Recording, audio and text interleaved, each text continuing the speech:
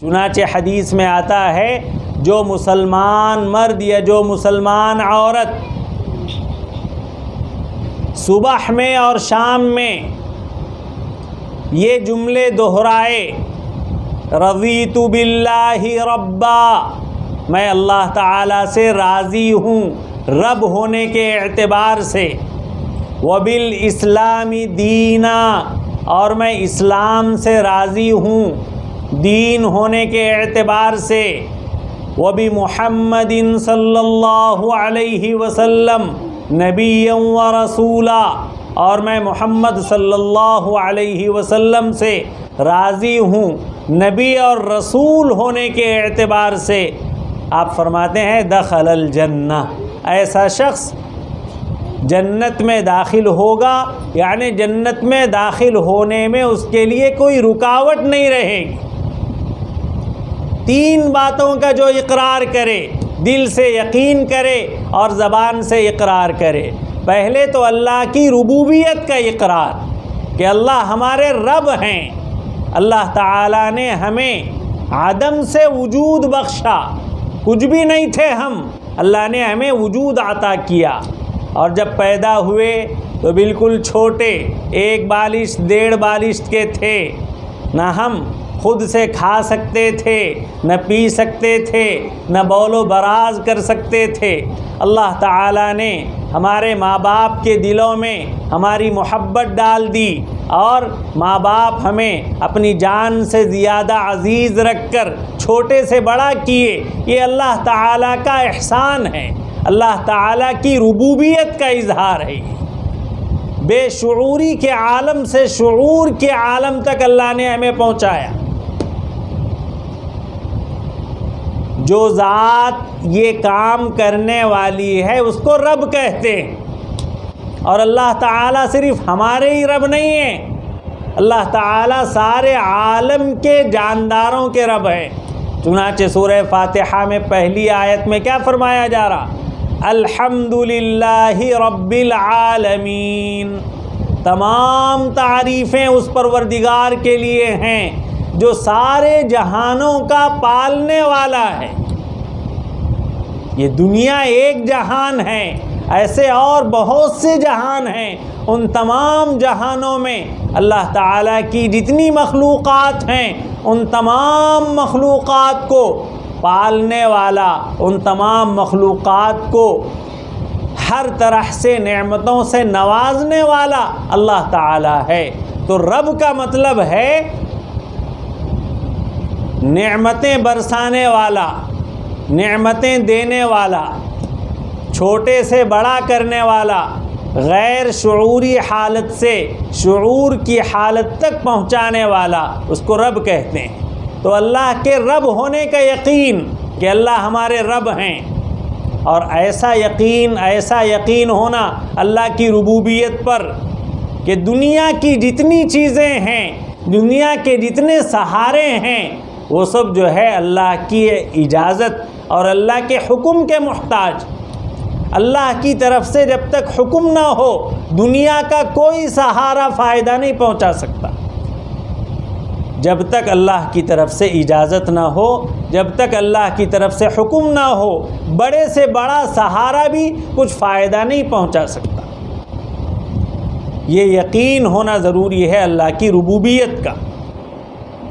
دوسری چیز، اسلام کو اپنا دین سمجھنا ہے۔ اللہ تعالیٰ نے اس دنیا میں بہت سے دین بنائے ہیں، بہت سے دین کو ماننے والے ہیں۔ کوئی عیسائیت کو ماننے والا ہے، کوئی یہودیت کو ماننے والا ہے، کوئی بدھ مذہب کو ماننے والا ہے، کوئی ہندو مذہب کو ماننے والا ہے۔ اللہ تبارک و تعالیٰ کے پاس سب سے اچھا اور سب سے پسندیدہ جو دین ہے وہ دین اسلام ہے۔ اللہ خود ارشاد فرماتے ہیں ان الدین عند اللہ الاسلام، اللہ کے پاس سب سے پسندیدہ دین، سب سے محبوب دین دین اسلام ہے۔ جو شخص دین اسلام کو چھوڑ کر کسی اور مذہب کو تلاش کرتا ہے، کسی اور مذہب کی تلاش میں رہتا ہے،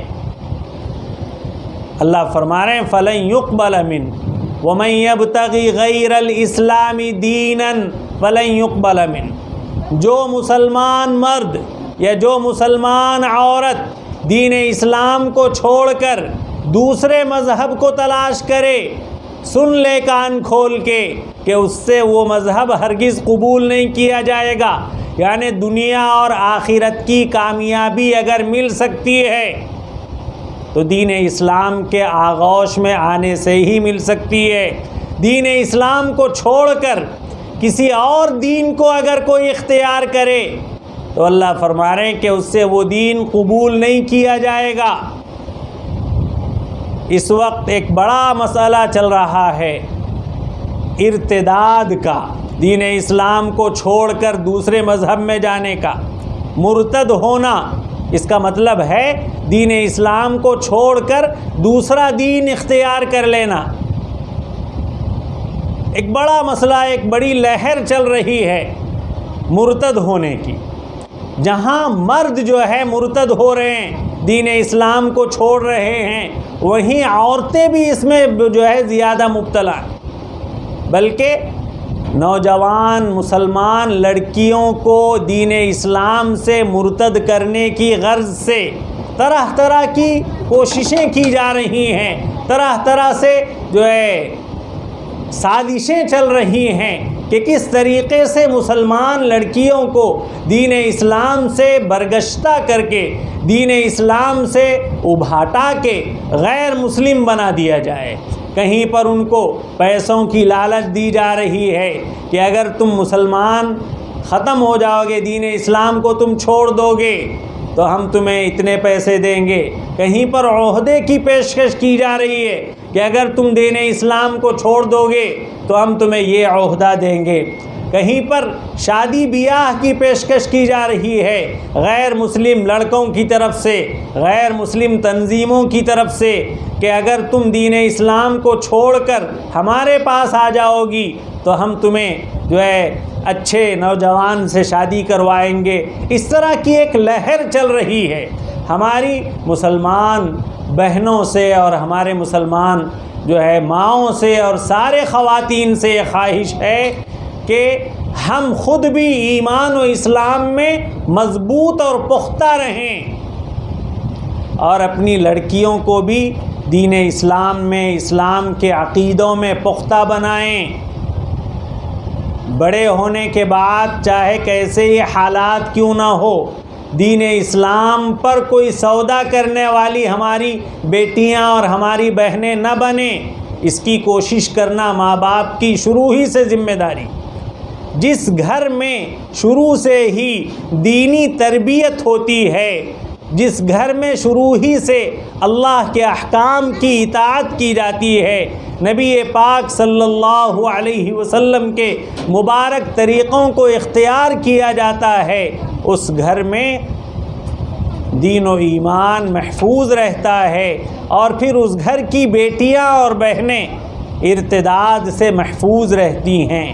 اور جس گھر میں شروع سے دین کی تعلیم نہیں ہوتی، دینی تربیت نہیں ہوتی، اللہ کے احکام کی پرواہ نہیں ہوتی، نبی کے مبارک طریقوں کو جو ہے اہمیت نہیں دی جاتی، ایسے ہی گھر کی لڑکیاں آگے چل کے وقت اور حالات کا بہانہ بنا کے دین اسلام کو چھوڑ دیتی ہیں اور غیروں کے نرغے میں چلی جاتی ہیں۔